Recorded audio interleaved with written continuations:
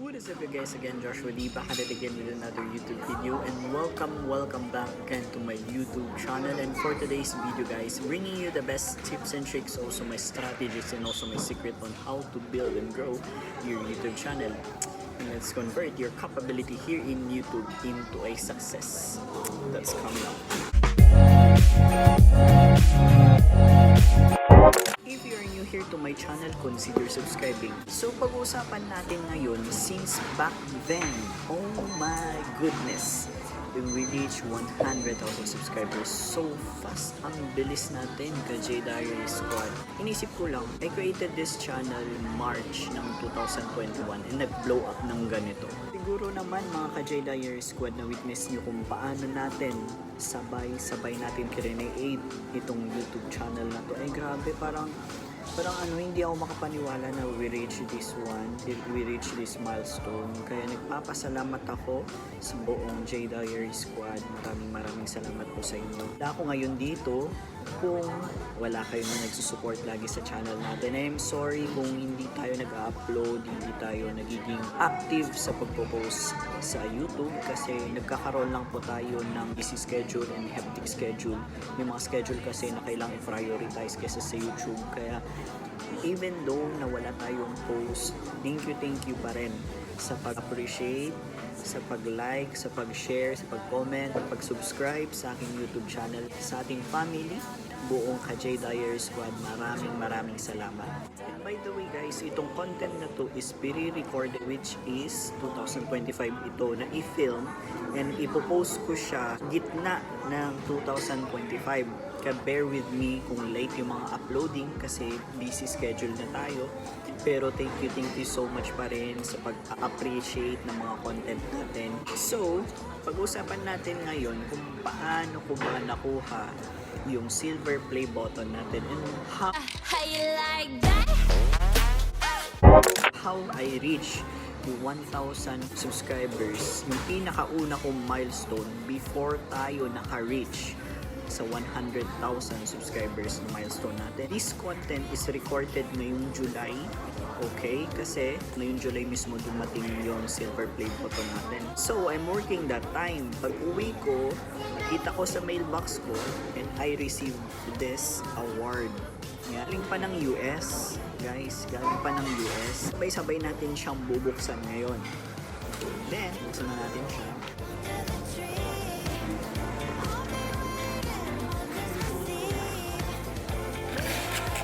Pero, oh, kahon! Joke lang. Oh my goodness, look at that guys. Grabe. Meron tayong note galing kay YouTube mismo. Galing sa Society Awards. My goodness. So ito na nga guys. Grabe oh. This vlog presented to Joshua Docasen, the J Diary Squad, for passing 100,000 subscribers. Oh, thank you so much ka J Diary Squad sa pag-support sa ating YouTube channel. Na-appreciate ko sobra.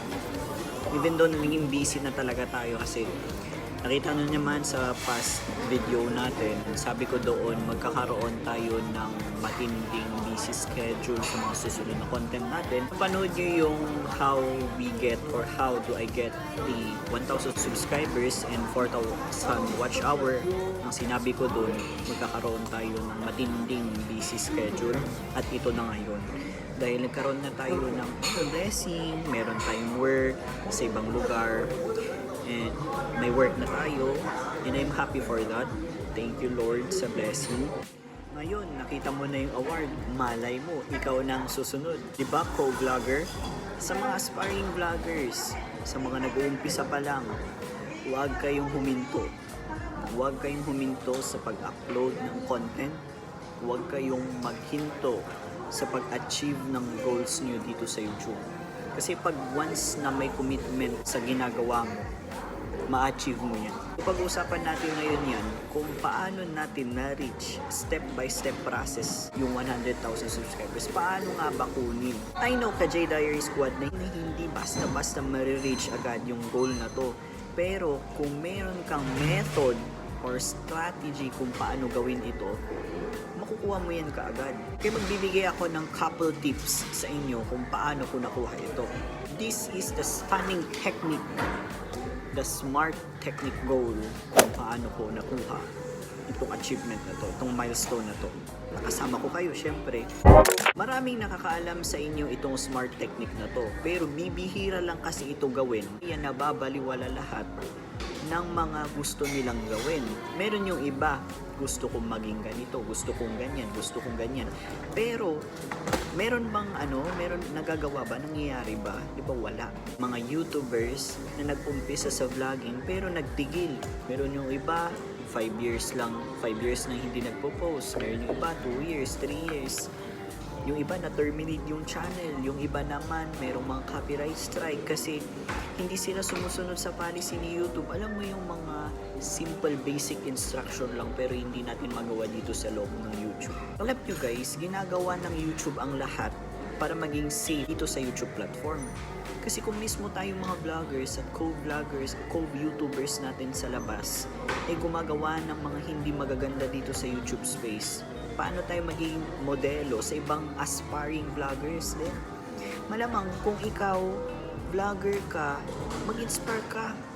Yung alam mo na mag-i-inspire din sa mga next generation na vloggers. Kung yung content mo hindi maganda, gagayahin din yan ng mga ibang vloggers to the point na pwede silang madisgrasya, pwedeng ma-terminate yung channel nila dahil napanood nila yung content mo. Imbis na ma-impress sila sa'yo, na-depress pa sila mas lalo.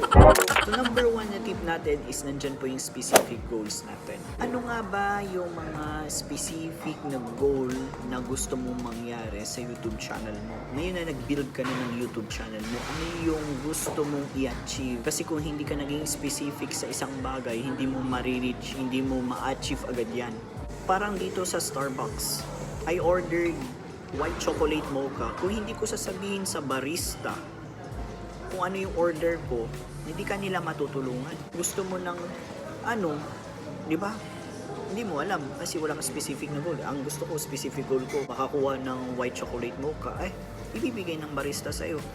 So kung ikaw, ang specific goal mo ay lumago sa YouTube channel at gusto mo express yung mag-inspire or express yung feelings mo dito sa YouTube, yun ang gawin mo. Kasi hindi mo malalaman yung goal mo kung hindi ka naging specific. Like this, magtatanong ang barista sa'yo, anong coffee, ano yung coffee na gusto mo, ano yung ganito, dagdagan ba ng sugar, sobra ba yung sugar, diba? Kung sinabi mo specific na gusto mong coffee na ay gusto ko yung white chocolate mocha, grande size, dapat konti lang yung sugar, alam mo yun, ibibigay na agad sa iyo yun kasi alam nila yung specific na gusto mo eh. Tulad din sa mga nagtatrabaho sa Starbucks. Kung sinabi mo gusto mo ng vanilla sweet cream cold brew, gusto mo ng white chocolate mocha, gusto mo ng caramel macchiato.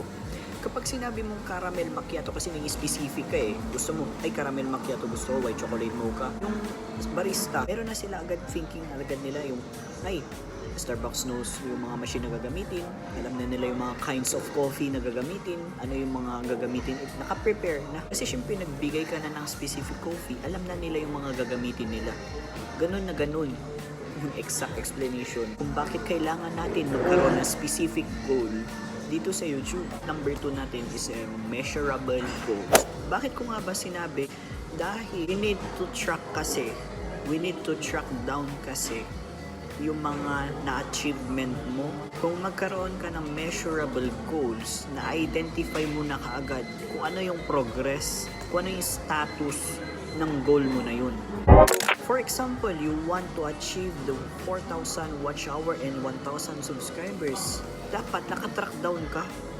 Dapat meron kang flowchart kung na-achieve mo ba ito sa per month, per week, ano yung progress.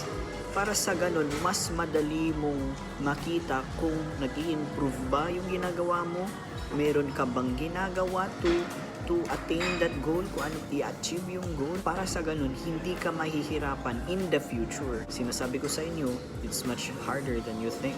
Mahirap talaga pumasok sa isang YouTubing career kung wala kang guide, kung wala kang guidance sa mga kapwa vloggers mo na nagsisimula din. Then punta naman tayo sa letter A, doon sa SMART technique. Ito yung sinabi ko kanina, yung attainable goals. Ito naman yung mga goals na sinet mo na siya, i-attain mo na lang siya sa specific date kung marireach mo ba siya. I created this channel 2021 kasi yung dati nating YouTube channel, nahack ko yun. Wala na po ako access nun. Since that March 2021, yung ginawa nating YouTube channel natin, then by November, kasi nag-upload na ako doon, 50 subscribers pa lang tayo noon. Umarangkada sa 100 subscribers, 500 subscribers. Habang nag-upload ako, marami na din nanonood sa content ko. Kasi sinabi ko sa sarili ko, gusto ko i-achieve yung 1,000 subscribers by the end of the year. Bilis naman nito, na-reach ako kaagad. Pero that time kasi wala pa akong 4,000 watch hour. Kaya gumagawa pa rin ako ng mas maraming content that day. Kaya sabi ko na lang i-achieve ko, next ko i-achieve yung 4,000 watch hour by the end of 2021. Minsan sumusobra pa sa gusto mong i-accomplish, minsan nade-delay kasi meron ka pang mga bagay na kailangan mo pang gawin para makuha at ma-achieve mo yung isang bagay. Once kasi you put into your mind or your sinabi mo na gusto mong i-attain kasi meron kang vision, mission, gagawin mo yan kahit anong mangyari. Gagawa ka na ng hakbang kaagad para ma-attain mo yung goal mo na yun. Kasi kahit na mag-set ka ng goal, kung hindi mo bibigyan ng hakbang, hindi ka mag-step forward, wala. Hanggang plano na lang, hanggang sabi-sabi na lang. Alam mo yung gusto mong ganito, gusto mo ng ganyan, pero hindi ka mag-move forward. Walang mangyayari kung gano'n. Kasi doon mo makikita kung meron ka pa talagang na-attain. Siyempre, stay consistent. Kapag meron ka attainable goal, dapat steady.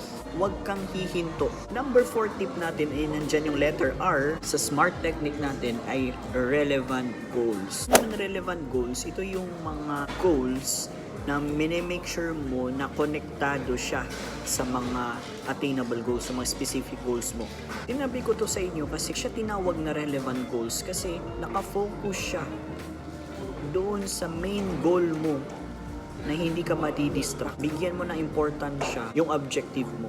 Kasi objective natin dito, ka-inspire pa ng maraming tao. Makahatak ng more audience sa mga aspiring vloggers. Yun yung objective ko talaga.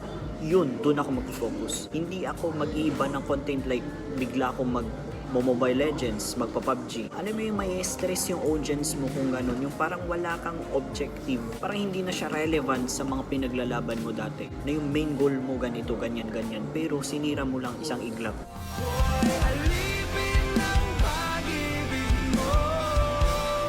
Kaya make sure guys na align pa rin siya sa personal aspiration ninyo. Make sure na yung relevant goals mo ay nakaka-entertain sa'yo, nakaka-motivate sa'yo, nakaka-encourage sa inyo. The number 5 goal natin ay nandyan yung time-based goals. Yung letter T sa SMART technique. What I mean by this, alam ko sa inyo guys na itong time-based goals na to ay nagiging guilty tayo kasi pati rin ako. Bigyan natin siya ng context like dito sa YouTube. Sabi mo gusto mo mag-upload ng content next week pero na-distract ka sa isang bagay na ay meron palang event na ito.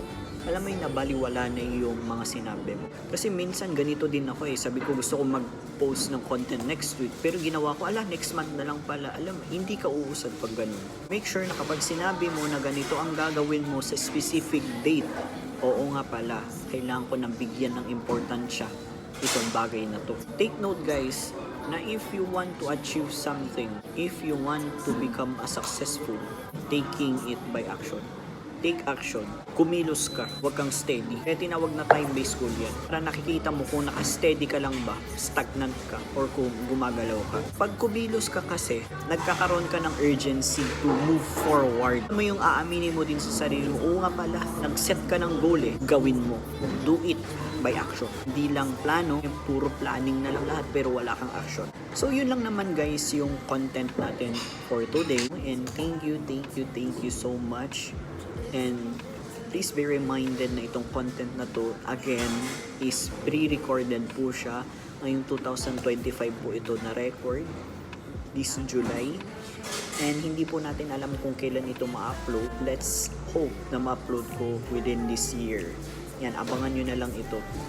Comment in the comment section 100,000 subscribers. Tingnan natin kung sino yung mga nanood talaga sa content na to. If this is your first time to go here my channel and seeing my face, don't forget to comment down below and I will welcome you. Sa mga hindi pa nakabili ng merchandise ng J Diary Squad, nandyan po sa store natin dyan. Ikot nyo lang po yung store at makikita nyo po dyan.